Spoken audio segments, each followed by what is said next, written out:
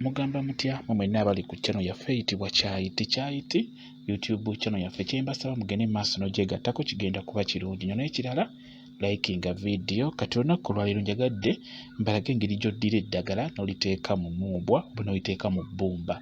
Engeri gy'oddira eddagala n'oliteeka mu mumbwa oba n'oliteeka mu bbumba. Njagadde mbalage bwangu bwangu wamu ne magunda. Njagadde mbalage magunda wamu ne bwangu bwangu. Jjukira nti magunda oyo wamu ne bwangu bwangu mulungi nnyo okumusiiga ku baana abaganya okutambula amangu. Ng'olaba omwana atuuse mu bbanga ery'okutambula naye ng'aganya okutambula. Kati bwangu bwangu wamu ne magunda osobola omusiiga mu magulu g'omwana oyo. Naye jjukira kiba kyetaaga n'omusiiga buli kaseera. Eddagala liyinza okkubula nga tojja ddifuna mangu, so osobola okufuna ebbumba bulungi nnyo n'ofuna n'eddagala eryo nga bw'oliraba. Magunda wamu ne bwangu bwangu obifuna nga biwererako ddala nga bw'olaba, n'ofuna n'ebbumba. Ebbumba mu Uganda tulinamu ebbumba lya mirundi ebiri naye lyonna liba lijja kukola ku nsonga eyo. Tulinamu ebbumba erya green wamu n'erya grey. Kati oyo grey tusinga okukozesa gwe tusinga okuba naye naddala wano mu Buganda. Ebbumba tusinga kuba nalya grey. Kati bw'omala okufuna eddagala lyo bulungi nga liwerera ddala, nkusaba oliteeke mu kantu nga bw'olaba, oyiwemu otuzzi nga tutini. Omala obbiyiwamu otuzzi, tandika oddiyenga eddagala lyo liyengere ddala linoge ligondere ddala, olabe nga ligondedde ddala. Oliraba ndowooza. Kati olaba nga werutuuse awo wennyini awo, osobola okukwata eryo eddagala nga bw'oliraba otuzzi otwo n'otusiiga omwana amagulu gonna, kutandikira eno waggulu mu bisambi waggulu n'okkirira paka amagulu gonna n'ogasiiga eddagala eryo. Omwana alemeddwa okutambula, ng'olaba aluddewo okutambula, osobola omusiiga eddagala eryo bulungi nnyo nga bw'oliraba. Naye eddagala eryo kwegaba etaaga buli kanaku obeerenga omusiiga okumala nga wiiki 2. Eddagala liyinza okkubula okufuna eddagala eryo, naye olina kukola otyo oddikuuma n'obanga osobola okubeera nga buli kanaku obeera omusiigako. Ky'oba olaba nti nkugambye osobola okudda eddagala eryo n'oliyenga bulungi nnyo nga bw'otulaba, n'olikola nga lika, n'ofuna ebbumba lyo bulungi nnyo. Ebbumba erikolebwamu emmumbwa oba erivaamu emmumbwa. Kati n'oligatta mu ddagala eryo nga bw'ogenda okulaba. Njagadde kikulage okirabe nti osobola okuddira ebbumba n'oligatta mu ddagala bulungi nnyo n'oggyamu emmumbwa, n'oba nga ogikozesa emmumbwa eyo okujjanjaba omwana oyo alemeddwa okutambula. Ndowooza kati olaba otyo bw'olina okukikola, otandika okubeera nga ebbumba eryo olinyigiranyigira mu ddagala eryo ne lyegatta n'eddagala eryo. Okitegeera? Kati ebbumba eryo olikolamu bulungi nnyo emmumbwa mu ngeri yonna, oba emmumbwa ogikoze otya oba otya, ekikulu otereseemu eddagala lyo erinaakuyamba okusiiga ku mwana oyo ku magulu. Okitegeera? Bw'otyo osobola okukola bw'otyo emmumbwa yo.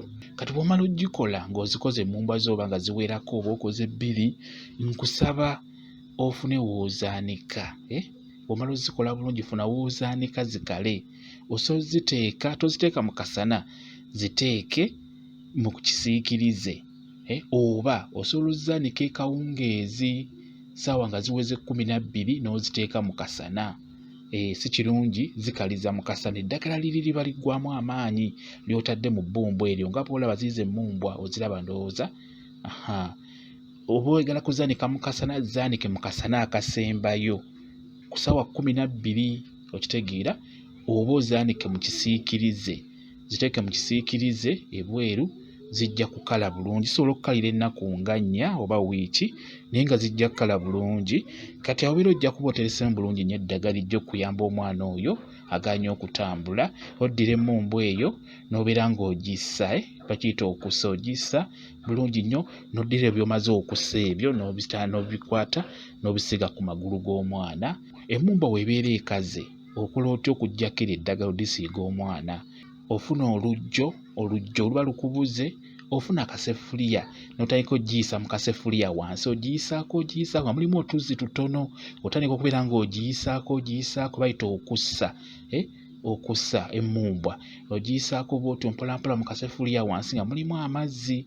Ojja kulaba ng'egenda yeekendeeza. Kati gw'opima n'ogamba anti awo kimala. Kati oddira otuzzi otwo oba ebyo bibeera wansi, bibeera ng'ebbumba ebyo by'okwata n'obisiiga ku magulu g'omwana oyo abeera alemeddwa okutambula. Obisiiga amagulu gonna okutandikira ku tugere yenna paka waggulu eno mu bisambi yenna omusiiga. Kiba kijja mmuyamba wabeera alemeddwa okutambula, abeera ajja kutambula bulungi bwangu wamu ne magunda mulungi nnyo ku nsonga eyo ey'abaana abalemeddwa okutambula ate ng'atuuse okutambula, atuuse okusimba nga tasimba, n'atuuka mu myaka egitambula n'alemerwa okutambula, musigeko eddagala eryo. Mbadde nkulaga engeri gy'osobola odditeeka mu mmumbwa oba mu bbumba, n'olitereka mu bbumba eryo oba mu mmumbwa eyo ng'ekaze bulungi nnyo, n'ofuna w'ogiwanika mu nnyumba. Ate jjukira emmumbwa eyo ewangaala n'egunaaba mwaka mulamba, emmumbwa eyo ebeera ejja kubeerawo, si yakunywa eyo gy'okoze mu eryo eddagala. Eyo yo ebeera yakusiiga busiizi ku mubiri, ku magulu, omwana alemeddwa okutambula weebityo. Bwe kityo bwe kiri. Mwebale nnyo okubeera ku channel yaffe eyitibwa Kyayiti YouTube channel yaffe. Kyembasaba mugende mu maaso n'ogyegattako, kigenda kuba kirungi. N'ekirala likinga video, mubeere bulungi, mweraba.